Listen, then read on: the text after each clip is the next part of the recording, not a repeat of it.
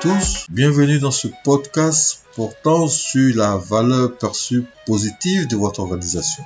Nous allons voir comment arriver à communiquer une valeur perçue positive à votre public cible. Le prix idéal que devrait fixer un professionnel pour son produit ou son service est le prix qui couvre son coût de revient et que son client est prêt à payer et s'en réjouir. C'est le schéma économique parfait, ce qui suppose que le client a une perception positive du produit ou du service. Ainsi, dans la transaction, le marchand devrait engranger une marge bénéficiaire et le client se délecter d'une expérience agréable. Mais la réalité est généralement tout autre. Entre la valeur perçue et la valeur réelle, il y a bien souvent une dépréciation. Et l'organisation qui ne réagit pas à cela peut se trouver confrontée à un défi de survie. La prise en compte de la valeur perçue est déterminante dans la fixation du prix du produit ou de la prestation. Dès lors, comment rapprocher le prix de la valeur perçue? Déjà, définissons ce qu'est la valeur perçue. La valeur perçue est la valeur que le consommateur ou le client potentiel se fait d'un produit ou d'un service dans son imaginaire. Cette valeur est subjective et elle n'est pas que monétaire.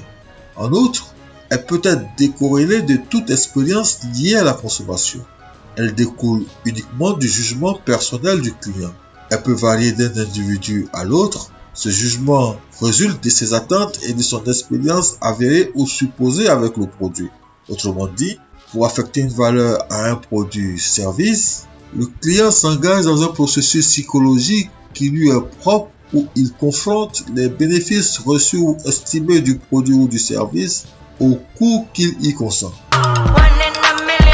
Qu'est-ce que la valeur perçue positive?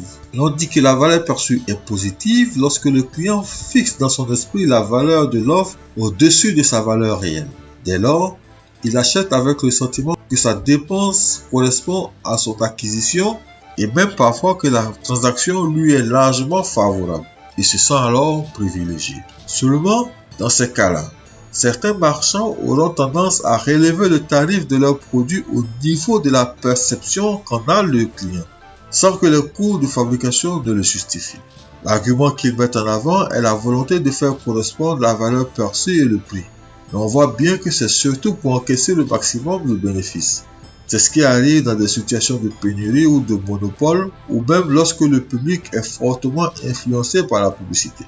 Toutefois, ce procédé peut être dangereux et contre-productif pour les entreprises qui le mettent en pratique. La valeur perçue négative.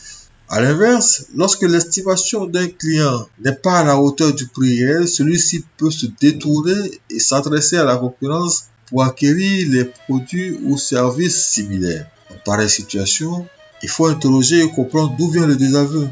Car pour un professionnel ou une organisation, la satisfaction du client est un facteur clé de réussite.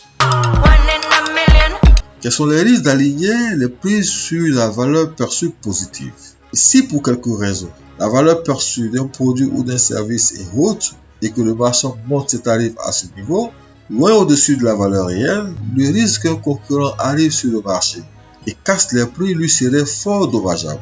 Si en plus, ce concurrent propose un prix largement en deçà du prix habituellement pratiqué, les consommateurs vont se sentir floués par les anciens prestataires.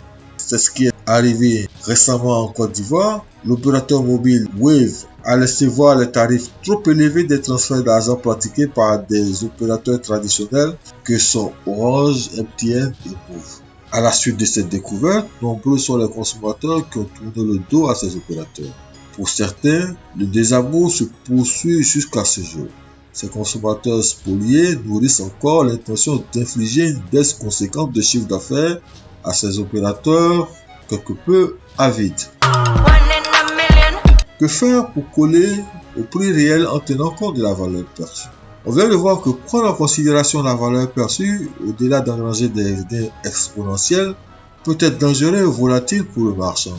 En plus, cette stratégie demande beaucoup d'investissement. Il faut faire du benchmark et de la veille concurrentielle. Il faut chercher à comprendre les attentes de son client, même essayer de déceler ses frustrations pour y répondre d'une certaine manière, etc. Cependant, s'obstiner à maintenir des prix basés uniquement sur les coûts de production sans tenir compte de la valeur perçue par le client est une stratégie commerciale périlleuse. Ce qu'il faudrait faire, c'est de mener une campagne de communication pour faire coïncider la valeur perçue du produit ou du service avec son prix réel. Cet alignement corrigera l'écart de valeur. Cette campagne de communication devra également rechercher à asseoir une image forte. Elle s'articulera autour de l'identification des problèmes du client et de ses attentes pour y répondre. De cette manière, elle soignera son image de marque. L'organisation pourra se servir notamment du content marketing ou du storytelling pour faire ressortir ses valeurs de compétence et de fiabilité. Aussi, elle devra s'atteler à mesurer sa notoriété en questionnant directement son public par mail, par téléphone, par sondage, par analyse des statistiques et haute veille. Communiquer sur ses qualités et ses avantages et s'assurer de la satisfaction de ses clients. En conclusion, la valeur perçue est un élément clé du marketing qui peut influencer les décisions d'achat du consommateur et rendre prospère ou non une organisation. Pour réussir à persuader le public d'acheter vos produits ou services, il est essentiel de comprendre leur valeur perçue et de mettre en place une stratégie de communication marketing adéquate pour rassurer. Ce podcast est produit par Web Édition. L'orateur est Antoine Blagnon. À bientôt.